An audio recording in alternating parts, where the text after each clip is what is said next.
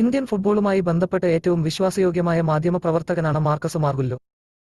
താൻ റിപ്പോർട്ട് ചെയ്യുന്ന ഓരോ വാർത്തകളിലും വ്യക്തതയും സുതാര്യതയും ഉറപ്പുവരുന്ന മാർക്കസിന്റെ ഓരോ അപ്ഡേറ്റും ഇന്ത്യൻ ഫുട്ബോൾ ആരാധകരെ സംബന്ധിച്ച് ഏറെ വിശ്വാസയോഗ്യമായ ഒന്നാണ്. ഇന്ത്യൻ ഫബ്രിസിയോ എന്ന വിളിപ്പേരും മാർക്കസിനുണ്ട്. എന്നാൽ മാർക്കസ് കുറച്ച് ആഴ്ചകൾക്ക് മുമ്പ് കേരള ബ്ലാസ്റ്റേഴ്സുമായി ബന്ധപ്പെട്ട് ഒരു അപ്ഡേറ്റ് പുറത്തുവിട്ടിരുന്നു.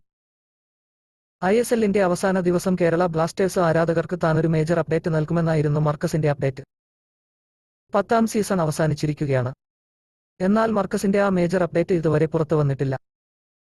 പല ആരാധകരും മാർക്കസിനോട് ആ മേജർ അപ്ഡേറ്റിനെ പറ്റി വിശദീകരണം തേടുകയും ചെയ്തിട്ടുണ്ട്. എന്നാൽ ഇതുവരെ മാർക്കസ് ആ മേജർ അപ്ഡേറ്റ് പുറത്തുവിട്ടിട്ടില്ല.